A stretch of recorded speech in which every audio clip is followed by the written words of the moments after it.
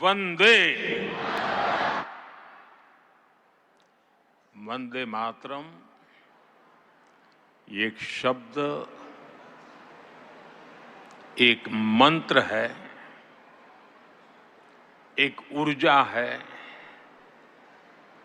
एक स्वप्न है, एक संकल्प है। वंदे मातरम ये एक शब्द मां भारती की साधना है, मां भारती की आराधना है। वंदे मातरम ये एक शब्द हमें इतिहास में ले जाता है। ये हमारे आत्मविश्वास को, हमारे वर्तमान को आत्मविश्वास से भर देता है और हमारे भविष्य को ये नया हौसला देता है कि ऐसा कोई संकल्प नहीं, ऐसा कोई संकल्प नहीं जिसकी सिद्धि न हो सके, ऐसा कोई लक्ष्य नहीं जो हम भारतवासी पा न सके।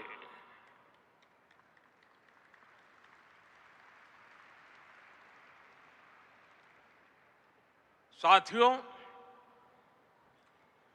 वंदे मातरम के सामूहिक गान का ये अद्भुत अनुभव,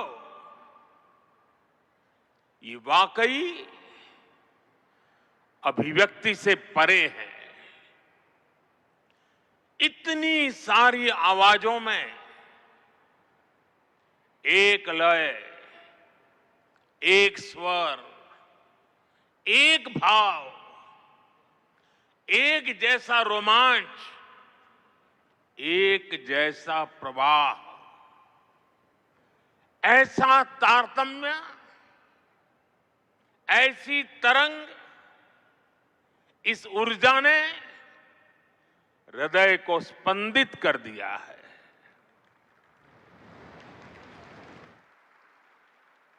भावनाओं से भरे इसी माहौल में मैं अपनी बात को आगे बढ़ा रहा हूं। मंच पर उपस्थित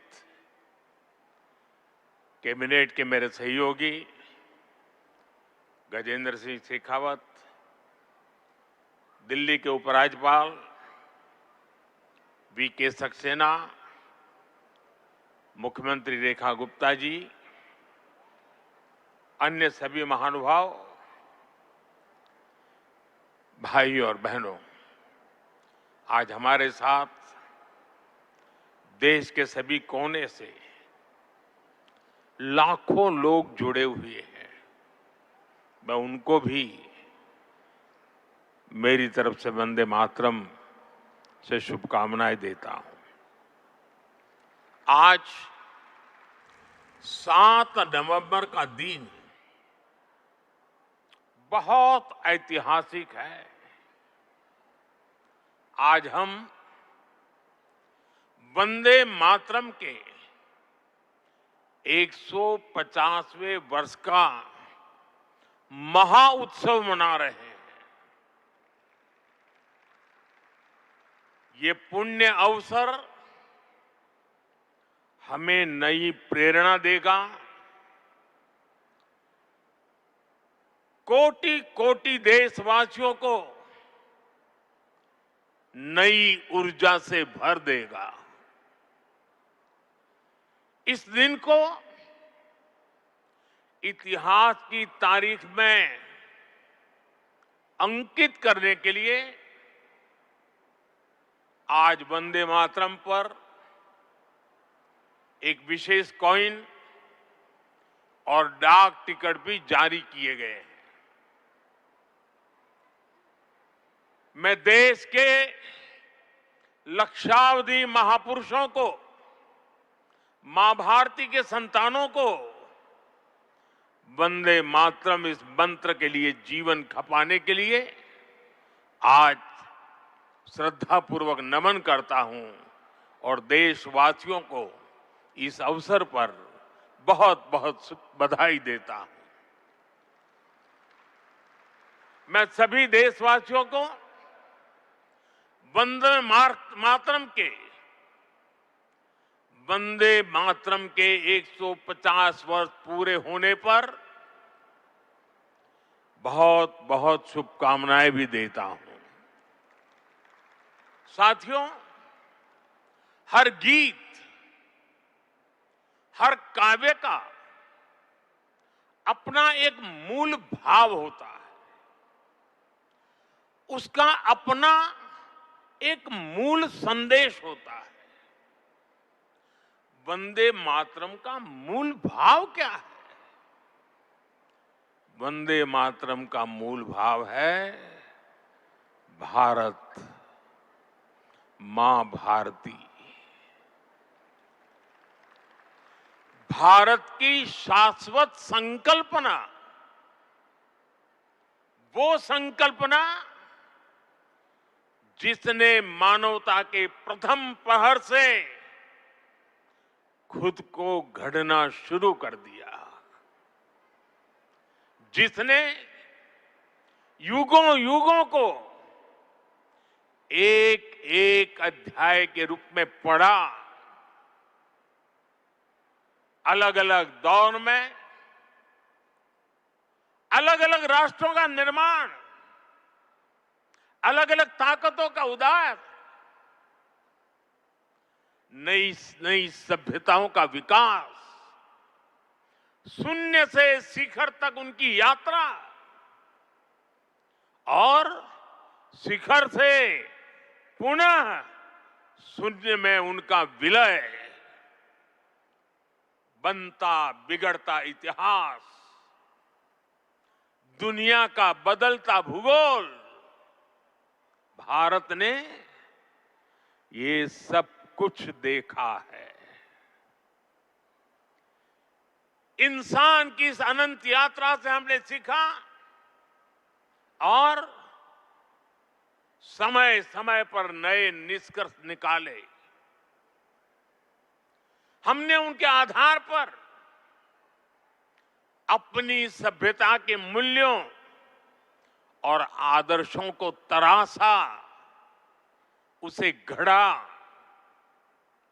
हमने, हमारे पूर्वजों ने, हमारे ऋषियों ने, मुनियों ने, हमारे आचार्यों ने, भगवंतों ने, हमारे देशवासियों ने अपनी एक सांस्कृतिक पहचान बनाई।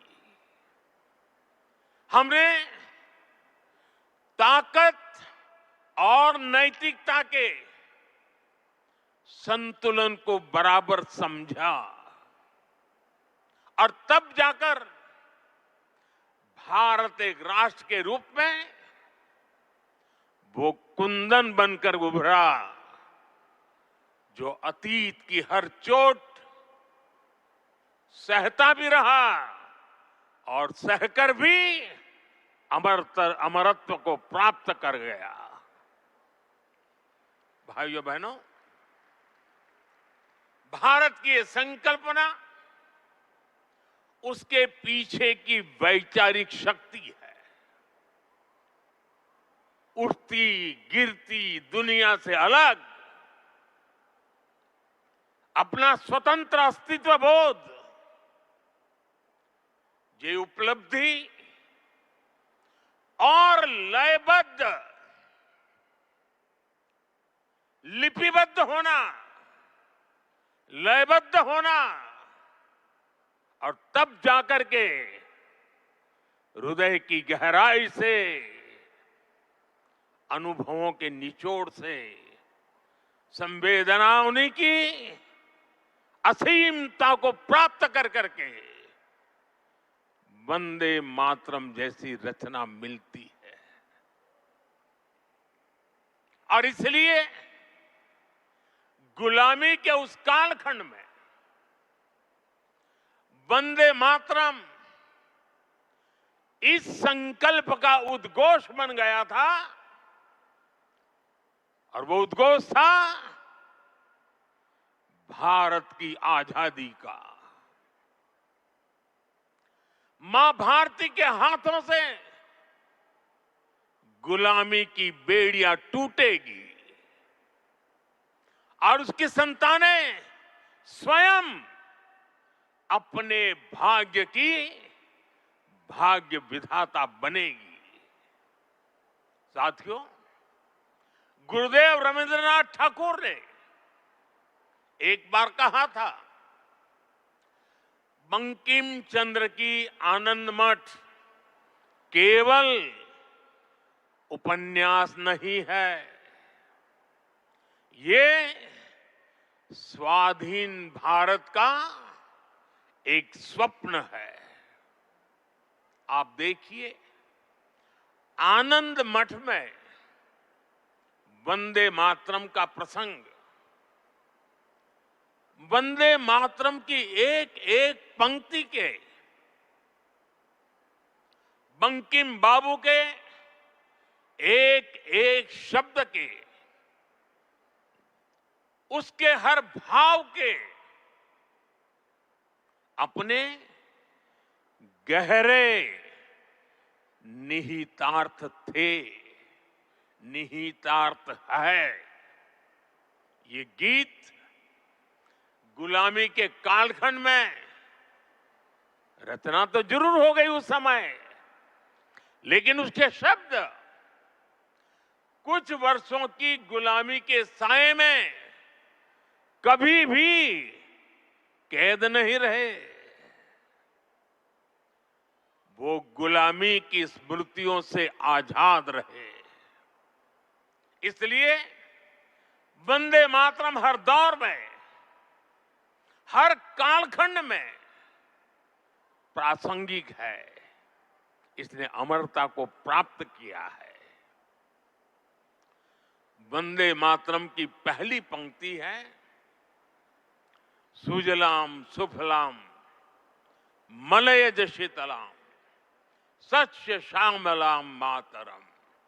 अर्थात प्रकृति के दिव्य वरदान से सुशोभित हमारी सुजलाम सुफलाम मातृभूमि को नमन। साथियों, यही तो भारत की हजारों साल पुरानी पहचान रही है।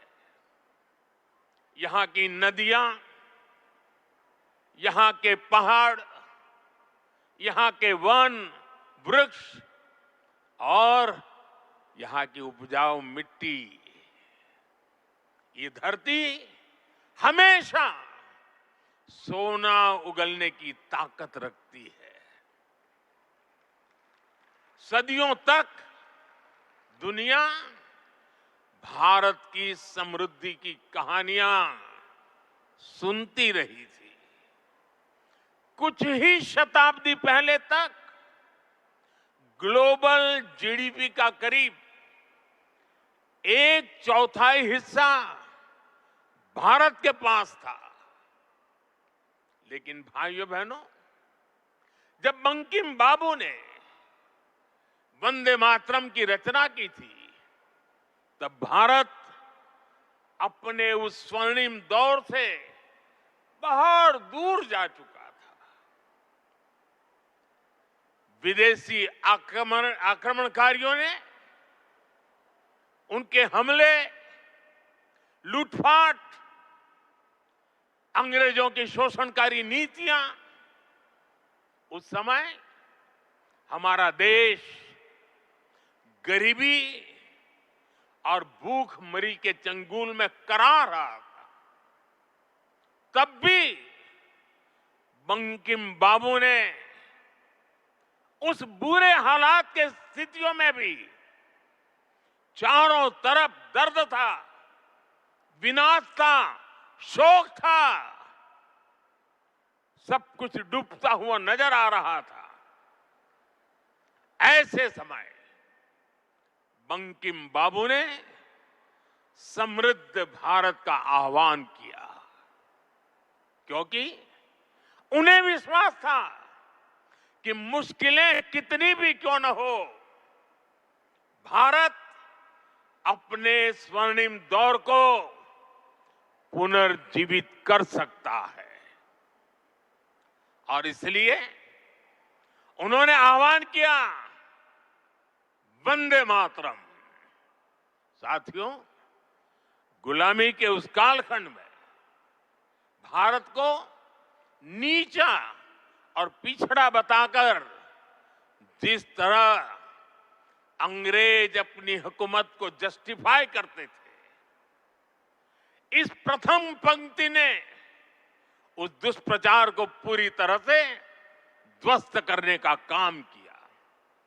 इसलिए वंदे मातरम केवल आजादी का गान ही नहीं बना, बल्कि आजाद भारत कैसा होगा, वंदे मातरम ने वो सुजलाम सुफलाम सपना भी करोड़ों देशवासियों के सामने प्रस्तुत किया। साथियों, आज ये दिन हमें वंदे मातरम की असाधारण यात्रा और उसके प्रभाव को जानने का अवसर भी देता है। जब सन 1875 में बंकिम बाबू ने बंग दर्शन में वंदे मातरम प्रकाशित किया था, तो कुछ लोगों को लगता था कि ये तो केवल एक गीत है, लेकिन देखते ही देखते वंदे मातरम भारत के स्वतंत्रता संग्राम का कोटि कोटि जनों का स्वर बन गया। एक ऐसा स्वर जो हर क्रांतिकारी की जबान पर था, एक ऐसा स्वर जो हर भारतीय की भावनाओं को व्यक्त कर रहा था। आप देखिए, आजादी की लड़ाई का शायद ही ऐसा कोई अध्याय होगा जिससे वंदे मातरम किसी न किसी रूप से जुड़ा नहीं था। 1896 में गुरुदेव रवींद्रनाथ ठाकुर ने कोलकाता अधिवेशन में वंदे मातरम गाया। 1905 में बंगाल का विभाजन हुआ। ये देश को बांटने का अंग्रेजों का एक खतरनाक एक्सपेरिमेंट था, लेकिन वंदे मातरम उन मंसूबों के आगे चट्टान बनकर के खड़ा हो गया। बंगाल के विभाजन के विरोध में सड़कों पर एक ही आवाज थी, वंदे मातरम। साथियों, बरिसाल अधिवेशन में जब आंदोलनकारियों पर गोलियां चली, तब भी उनके होठों पर वही मंत्र था, वही शब्द थे, वंदे मातरम। भारत के बाहर रहकर आजादी के लिए काम कर रहे वीर सावरकर जैसे स्वतंत्र सेनानी, वो जब आपस में मिलते थे तो उनका अभिवादन वंदे मातरम से ही होता था। कितने ही क्रांतिकारियों ने फांसी के तख्त पर खड़े होकर भी वंदे मातरम बोला था। ऐसी कितनी ही घटनाएं, इतिहास की कितनी ही तारीखें, इतना बड़ा देश, अलग अलग प्रांत और इलाके, अलग अलग भाषा बोलने वाले लोग, उनका आंदोलन, लेकिन जो नारा, जो संकल्प, जो गीत हर जबान पर था, जो गीत हर स्वर में था, वो था वंदे मातरम।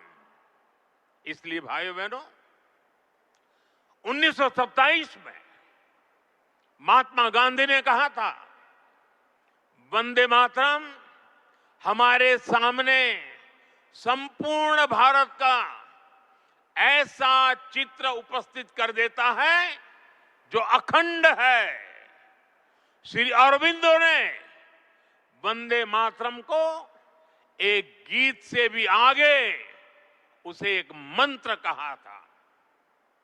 उन्होंने कहा, ये एक ऐसा मंत्र है जो आत्मबल जगाता है। भिकाजी कामा ने भारत का जो ध्वज तैयार करवाया था, उसमें बीच में भी लिखा था वंदे मातरम। साथियों, हमारा राष्ट्र ध्वज समय के साथ कई बदलावों से गुजरा, लेकिन तब से लेकर आज तक हमारे तिरंगे तक देश का झंडा जब भी फहरता है तो हमारे मुंह से अनायास निकलता है, भारत माता की जय, वंदे मातरम।